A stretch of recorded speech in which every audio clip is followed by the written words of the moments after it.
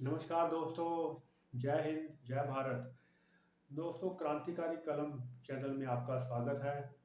आज दोस्तों जानेंगे पार्टी की विचारधारा के बारे में। ऐसी पार्टी जो अपनी विचारधारा का दावा करती है लेकिन उसकी हकीकत पर्दे के पीछे की जानेंगे कि किस प्रकार राज्य दर राज्य उनकी विचारधारा जो है वह बदलती रहती है। सबसे पहले आपको यह बोर्ड आपने देखा होगा, इस पर कुछ आंकड़े लिखे हैं, उसके बारे में आपको विस्तार से बताया जाएगा। इससे पहले यह बात कर लें कि विचारधारा किस प्रकार से सिद्ध होती है। विचारधारा ऐसी चीज़ है कि लोगों को साथ मिलाकर पूरे देश को, सभी लोगों को एक समान समझकर आगे बढ़ना, उसी को हम अच्छी विचारधारा के रूप में गिनते हैं, ना कि किसी विशेष वर्ग को लाभ पहुंचाने के लिए या फिर सिर्फ दो ही लोगों को लाभ पहुंचाने के लिए अगर पूरा जो पार्टी है, पूरा जो लॉबी की तरह काम करने लगे तो उसको विचारधारा नहीं कहते। दोस्तों, यहाँ पर ध्यान देना आवश्यक है कि यदि बात करें असम के मुख्यमंत्री हेमंत बिस्व शर्मा से लेकर मुकुल राय तक की, पहले किस पार्टी में थे और उन पर भ्रष्टाचार के तमाम आरोप जो है वह लगाए गए और बाद में उन्हें अपनी पार्टी में शामिल कर दिया गया। और इसके बाद आप नारायण राणे से लेकर अजीत पवार तक, जिस पर भी बीजेपी पार्टी ने भ्रष्टाचार के बहुत संगीन आरोप लगाए, बाद में उनको अपनी पार्टी में शामिल कर लिया। मानो दाग उनके लिए अच्छे हों और पूरे दाग जो है वॉशिंग मशीन की तरह बीजेपी ने आकर उनके धो दिए। तो यह चीज़ें हैं विचारधारा समझने लायक चीज़ें। आइए दोस्तों जानते हैं कि किस प्रकार से राज्य दर राज्य इनकी चीज़ें जो है वह बदलती गई हैं। आइए जानते हैं, एक चार्ट पर नज़र डाल लेते हैं दोस्तों। दोस्तों, यहाँ आप देख रहे हैं, यहाँ एक और हमने यह राज्य लिख रखे हैं। मैं आपको बताऊंगा कि किस राज्य में किस प्रकार से सरकार जो है बनाई गई। दोस्तों, यह चीज़ आप समझ लें कि 2016 से लेकर 2020 के बीच लगभग 182 एमएलए ने बीजेपी पार्टी को ज्वाइन किया, यानी कि जो अन्य पार्टियों से आए हुए लोग थे उन्होंने पार्टी को ज्वाइन किया। 170 एमएलए ने, कांग्रेस एमएलए ने पार्टी छोड़ी 2016 के बीच, 16 से लेकर 20 की दौरान की अगर बात की जाए तो ज़्यादातर वह किस पार्टी में गई यह कुछ कहने की आवश्यकता नहीं है। सीबीआई का प्रेशर, कभी इनकम टैक्स का डर, कभी ईडी का डर, और इस तरह प्रताड़ित करने के बाद किस तरह उन लोगों को अपनी पार्टियों में शामिल कराया गया, ये आप आजकल देख रहे हैं। जो भी पार्टी उनके विरुद्ध कुछ भी बयान दे, कुछ भी अगर कोई बोले तो फटाफट उनके वहाँ रेड पड़ जाती है। यहाँ बिहार का उदाहरण आपको लेटेस्ट देखने को मिलेगा, जैसे ही सरकार पलटी ईडी और इनकम टैक्स वहाँ पर आपको दिखाई दिए। चलिए दोस्तों जान लेते हैं, अगर यह एमएलए जो पार्टी छोड़कर दूसरों में आए हुए थे अगर वह वापस चले जाते हैं तो किन किन राज्यों में बीजेपी का बुरा हाल या उनकी सरकार जो है गिरने की संभावना है या गिर सकती है। सबसे पहला उदाहरण यहाँ लेते हैं महाराष्ट्र का। यदि महाराष्ट्र के वही एमएलए जो शिवसेना की पार्टी से निकलकर तोड़कर बनाई गई है, उनका कुछ भी हो सकता है, जरूरी नहीं कि वह अपना कार्यकाल पूरा कर पाए, कभी भी कुछ भी होने की संभावना रहेगी, विशेषकर जब आने वाले समय में 2024 का चुनाव जैसे जैसे जैसे नज़दीक आएगा तो आप जान लीजिए कि नतीजे जो है पलटने शुरू हो जाएंगे और बीजेपी का विरोध भी व्यापक रूप से शुरू हो जाएगा। आप देख लीजिए महाराष्ट्र में उन्होंने सरकार जिस तरह से बनाई है वह भी देखा।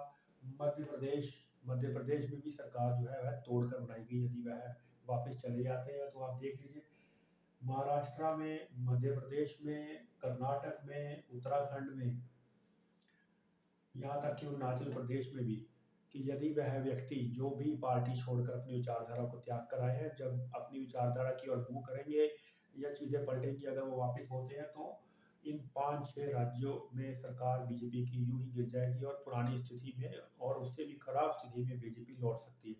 विचारधारा इतनी आसानी से डरा धमकाकर, सीबीआई का डर दिखाकर, आईटी का टूटती नहीं है। लोग किसी न किसी कारणवश, कोई पारिवारिक मजबूरियों के वश या उनके किसी झांसे में आकर ऐसा कर लेते हैं। वो आपके सामने दिख ही रहा है।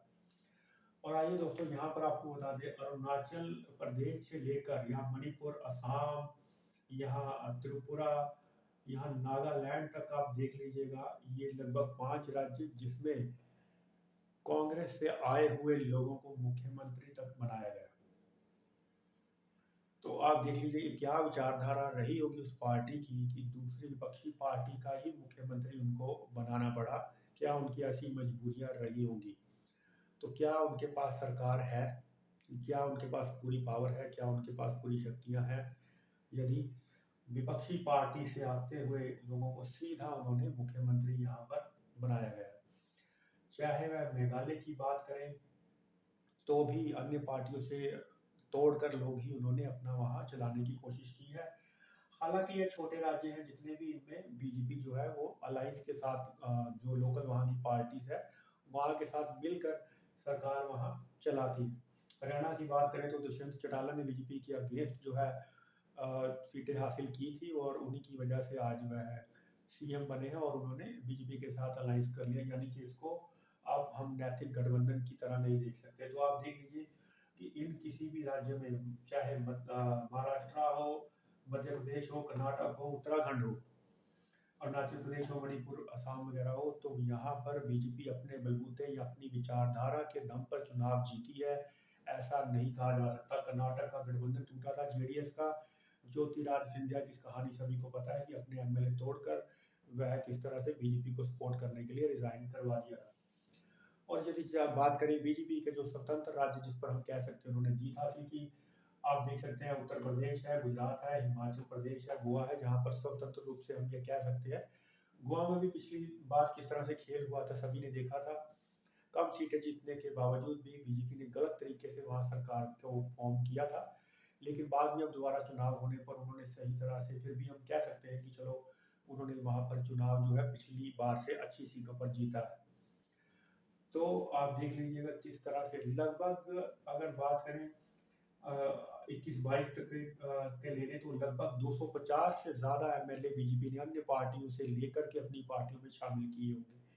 इससे यह सिद्ध हो जाता है कि उनको किसी विचारधारा का, किसी एजेंडे का कोई लेना देना नहीं। अपनी किस तरह से लॉबी, अपने मित्रों को लाभ पहुंचाने के लिए किस प्रकार ज़्यादा से ज़्यादा काम वह कर सकते हैं, यही देखना उनका काम है। इसमें कोई गुरेज की बात नहीं कि आने वाले समय में यदि बीजेपी चुनाव जीतती है तो हो सकता है कि जो सिलेंडर 1100 रुपये मिल रहा है वो शायद 2500 या 3000 रुपये भी मिलने लग सकता है और 250 रुपये पेट्रोल भी का रेट भी हो जाए तो बड़ी बात नहीं, क्योंकि उनका एजेंडा अपने मित्रों को लाभ पहुंचाने के अलावा और कुछ दिखाई नहीं देता। और यहाँ पर जिन राज्यों में बीजेपी की गवर्नमेंट नहीं है वो भी यहाँ पर हम जान लेते हैं।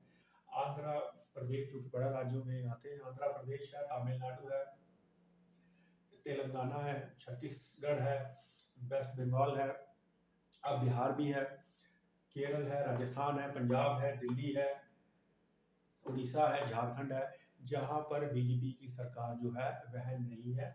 यह कोई छोटे राज्य नहीं, ये भी सारे बड़े राज्य हैं, जबकि यहाँ पर ये जो मैंने आपको बताया है इसमें किसी तरीके से घालमेल करके जो भी है सरकारें किसी तरह से चलाई जा रही है, उनकी विचारधारा को सपोर्ट या समर्थन करने वाले लोग वहाँ नहीं है। यहाँ तक कि मेघालय में उन्होंने बीफ अच्छा उपलब्ध करवाने का ऐलान तक कर दिया था कि बीफ, बहुत अच्छा बीफ आपको मिलेगा यदि आप बीजेपी को वोट देते हैं। तो यहाँ पर कोई विचारधारा की कोई लड़ाई की बात नहीं, यहाँ पर किस तरह से वह इन राज्यों में चुनाव जीते हैं सभी जान सकते हैं। तो आप देख लीजिएगा बीजेपी का अगर रिजल्ट अगर हम साफ सुथरा देखेंगे तो वो लगभग ये है। उसमें भी आप देख लीजिएगा कि ईडी का, धनबल का, पूरे मीडिया तंत्र का, किस और किस किस गवर्नमेंट के जो दायरे हैं उसका उपयोग, पुलिस से लेकर किसी भी ढंग का उपयोग जो है उन्होंने अपनी गवर्नमेंट बनाने के लिए किया है। उसके बाद जो नतीजा निकल कर आया है वो ये राज्य है। इतनी सारा सपोर्ट, तामझाम, इतना पैसा, धनबल करने के बाद भी ये है हकीकत बीजेपी की यहीं पर, इसके अलावा कुछ नहीं। वहाँ भी इन्होंने धनबल, सीबीआई, ईडी सब कुछ तामझाम मीडिया का करने के बाद, सारा सिस्टम लेने के बाद उनके पास यही राज्य है जो अपने स्वतंत्र तरीके से जीते हैं। यहाँ पर चीजें कब पलट जाएंगी, क्या हो जाएगा, किसी को कुछ नहीं पता। तो यह था, आपने विचारधारा के बारे में जाना कि क्या होती है विचारधारा पार्टी की और क्या होते हैं बीजेपी के झूठे वादे और दावे। चलिए दोस्तों, तब तक के लिए नमस्कार, जय हिंद। आने वाले समय में और भी रोचक वीडियो आपको दी जाएगी। आप चाहें तो इस बोर्ड का स्क्रीनशॉट भी लेकर रख लेंगे, आपके कभी आप काम पड़ेगा। तब तक के लिए नमस्कार दोस्तों, जय हिंद।